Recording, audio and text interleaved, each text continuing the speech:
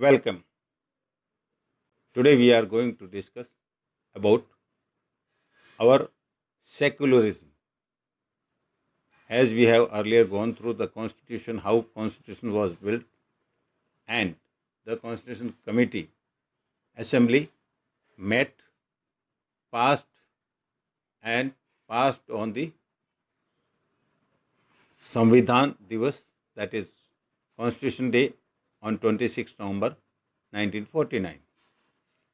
Secularism, पंथ निरपेक्षता, किस तरह से भारतीय संविधान में हमारे देश की विभिन्नताओं में एकता को देखते हुए अलग अलग नियम कानून बनाए गए थे और उसमें सबसे आवश्यक जो भारतीय संविधान के लिए है वो है पंथ निरपेक्षता।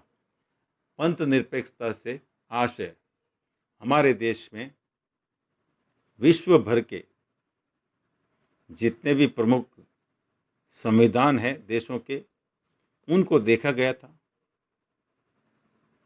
कई देश ऐसे हैं जहां पर धर्म विशेष की प्राथमिकता होती है, संविधान द्वारा मान्यता होती है और बाकी धर्म के लोगों को वहां रहना थोड़ा मुश्किल हो जाता है। हमने इतिहास में पढ़ा था कि किस तरह से भेदभाव की राजनीति हुई थी। जर्मनी में जब हिटलर का शासन था तब जो यहूदी लोग थे उनके साथ अत्याचार हुआ था, जेविश जिसे हम बोलते हैं, और वही जेविश इजराइल में बहुमत में है, मेजॉरिटी में है, तो वहाँ मुस्लिम और क्रिश्चियन के साथ बुरे व्यवहार आज भी होते हैं। सऊदी अरब की अगर हम बात करें तो वहाँ पर नॉन मुस्लिम जो मुस्लिम नहीं है उनको अपने लिए किसी प्रकार का मंदिर मस्जिद की जगह हम चर्च बोलेंगे, मंदिर चर्च आदि बनाने का अधिकार है ही नहीं और सार्वजनिक स्थान पर वो अपनी प्रार्थना प्रेयर भी नहीं कर सकते हैं। ये भेदभाव है। ये भेदभाव हमारे भारत में न हो, इसको देखते हुए हमारी भारतीय सरकार ने, संविधान सभा ने संविधान में कई परिवर्तन रखे थे। वेस्टर्न कंट्रीज में जो धर्म निरपेक्षता है, सेकुलरिज्म है, उसमें धर्म और राज्य दोनों अलग अलग हैं। राज्य धर्म में कोई हस्तांतरण नहीं करता है, हस्तक्षेप नहीं करता है, तो धर्म भी राज्य के लिए कुछ नहीं करता है। सभी देश के नागरिकों के लिए नियम कानून सब एक जैसे होते हैं। ये उन सेकुलरिज्म देश के लिए होता है। भारत में भी ऐसी स्थिति बनी थी। जब देश आज़ाद हुआ तो हमने जैसा पढ़ा था कि देश में सबसे पहले विभाजन हुआ था, मुस्लिम बाहुल्य क्षेत्र भारत से अलग हुए और जो मुस्लिम यहाँ रह रहे थे वो माइनॉरिटी हो रहे थे। इन माइनॉरिटी के हक, अधिकार, फंडामेंटल राइट्स जिसे हम मूल अधिकार कहते हैं, उनसे दिए गए थे। फिर भी मेजॉरिटी की अधिनायकत्व खत्म करने के लिए संविधान में संशोधन किया था, क्योंकि भारत में एक संविधान ही नहीं बल्कि संविधान के अंदर जो है एक ही धर्म नहीं बल्कि सभी धर्म के लोग रहते हैं। भारत में हिंदू, जैन, बुद्ध, सिख, ईसाई, मुस्लिम, यहूदी, पारसी सभी तरह के लोग निवास करते हैं और डेमोक्रेसी के अंदर हमने पढ़ा था कि जनता का शासन होता है, तो जनता में तो किसी भी धर्म का हो वो उसी का हिस्सा है। इस तरह से संविधान में सभी पंथ, धर्म की जगह पंथ शब्द काम में लिया गया है, उनको देखते हुए नियम बनाए गए थे। भारतीय लोकतंत्र में, भारतीय संविधान में सेक्युलरिज्म पश्चिमी देशों से थोड़ा अलग है। अलग होने का कारण हमारे यहाँ पर सरकार कुछ हद तक धर्म और उनकी शिक्षा को महत्व देती है। उन लोगों के लिए जिनके साथ कुछ भेदभाव किए जाते हैं, ये हिंदू धर्म में ही है, और उसमें कुछ उच्च वर्ग के हैं, कुछ निम्न वर्ग के हैं। तो एक दूसरे के ऊपर मेजॉरिटी का पावर हटाने के लिए उनको सुविधाएं दी गई। माइनॉरिटीज़ जो स्कूलें चला रही है उनके लिए इंफ्रास्ट्रक्चर्स, फाइनेंशियल, ट्रस्टीज जो काम करते हैं उनको सुविधाएं देती है। ये संविधान के अनुसार धर्म के अंदर कुछ सहायता देना शब्द है जो पश्चिमी देशों में नहीं है, ये हमारे यहाँ। तो इस तरह का एक पंथ निरपेक्षता भारतीय संविधान में आई थी, और ये संविधान में संशोधन हुआ था, उसके मार्फत आई थी। अब हम बात करते हैं understanding the secularism. First of all, let us see the in Western secularism. In Western countries, how the secularism works. Western secularism means freedom of the religion. You can follow your religion at your own. Equal citizenship to all regardless of their religions, and separation of the religion and state. Freedom in religion, you can follow your religion as you want.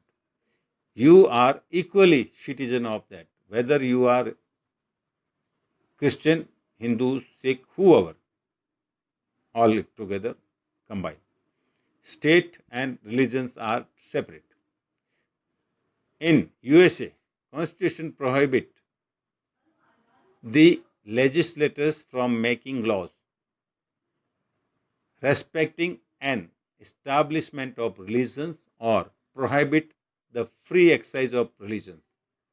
This is the way they work. Now, let us see in history. History provides us with many examples of the discrimination, exclusion, persecutions on the ground of religion. We know about how Jews were persecuted in Hitler's Germany and how several million were killed. The Jewish state of Israel treats its own Muslim and Christian minority quite badly. Saudi Arabia, non-Muslims are not allowed to build a temple or church, etc., and nor can they gather in a public place for prayer.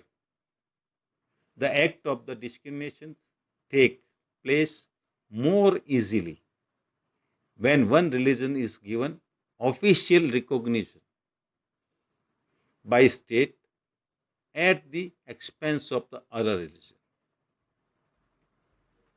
Fundamental rights that protects us against state powers as well as against the tyranny of majority. The Indian Constitution allows individuals the freedom to live their religions, belief, and practices as they interpret these. The Hindus, Jain, Buddhas, Sikh, Christian, Muslim, Jews, and Parsis are the main religions in India. This is the situation we are living in India. For giving them freedom. In India, secularism was taken by our Constitution Amendment, 42nd Amendment in Constitution of India in 1976. The word secular added in preambles of the Indian Constitution in 1975. As per Constitution, no official state religions in India put partially separate from Western countries. 7th schedule of Constitution places religious institutions, charities, trust into current list. The government do not impart religious instruction in government education institution, Act provisions in personal laws such as marriage, divorce, inheritance, alimony varies with the individual religions. By Indian Succession Act and Special Marriage Act based on the personal religions, the British administration implemented such separate laws under divide and rule policy. Sharia based Muslim personal laws in 1937, Shariat for Muslims and for Hindus, Christians, Sikhs are under common laws. Central government and some state government permits financial support to religious schools, building and infrastructures. Islamic Central Waqf Board and many Hindu temples are administered and managed by central government. Our secularism is different from Western countries. Separation of the religions and state including uniform civil code. हमारे भारतीय के अंदर 42वें संशोधन द्वारा हमारे उद्देशिका में secular शब्द जोड़ा गया, पंथ निरपेक्षता। 1976 में ये अमेंडमेंट हुआ था और उद्देशिका में इसको 1975 में जोड़ा। संविधान के बारे में कहा जाता है कि भारतीय संविधान में सबसे पहले ये जो है स्थिति बनी थी ब्रिटिश सरकार के समय, और 7वें शेड्यूल में हमारे अनुच्छेद में कॉन्स्टिट्यूशन प्लेस के बारे में बताया गया था कि किस तरह से धार्मिक संस्थाएं, चैरिटीज़, ट्रस्ट ये जो है कंकरेंट लिस्ट में लिया, समवर्ती सूची में ले लिया। केंद्र सरकार भी और राज्य सरकारें भी इस मामले में काम करती है। कुछ ऐसे नियम हैं जो ये क्लियर करते हैं कि सरकारी संस्थाओं में एजुकेशन में किसी भी तरह का कोई धार्मिक शिक्षा नहीं दी जाएगी। साथ ही साथ एक्ट बनाया गया है जिसके अंदर पर्सनल लॉ बनाए, शादी, तलाक, वंशानुगत और एलमिनी उनको देना और अपने अपने रिलीजन को मानना, इसको देखते हुए काम हुए थे। हमारे यहाँ सबसे पहले अंग्रेज़ों ने, ब्रिटिश गवर्नमेंट ने ये पर्सनल रिलीजन के बारे में काम किए थे। एक स्पेशल मैरिज एक्ट बनाया था और उसके बाद इन्होंने जो है मुस्लिम पर्सनल लॉज जो शरिया के बेस पे होता है 1937 में लागू किया था। शरीयत फॉर मुस्लिम्स और हिंदुओं के लिए, क्रिश्चियन और सिखों के लिए कॉमन लॉ बनाया गया था। मुस्लिमों के लिए शरीयत के आधार पर नियम बनाए थे। ये एक कमी उस समय हुई थी अंग्रेज़ों के समय। अंग्रेज़ों का काम देश को बांटो राज करो ही था, इसका असर हुआ था। और नियम के अनुसार अब केंद्र सरकार और कुछ राज्य सरकार जो है वित्तीय सहायताएं देती है रिलीजियस स्कूलों को, बिल्डिंग को, इंफ्रास्ट्रक्चर को, और इसके लिए इस्लामिक सेंट्रल वक्फ बोर्ड बना हुआ है। कई हिंदू मंदिरों में प्रशासन और प्रबंधन सरकार देखती है और ये हमारे यहाँ पर वेस्टर्न कंट्रीज़ की सेपरेशन से अलग है। वेस्टर्न में सरकार, राज्य और धर्म अलग है, हमारे यहाँ पर थोड़ा बहुत इंटरफेरेंस किया जाता है। Let us talk.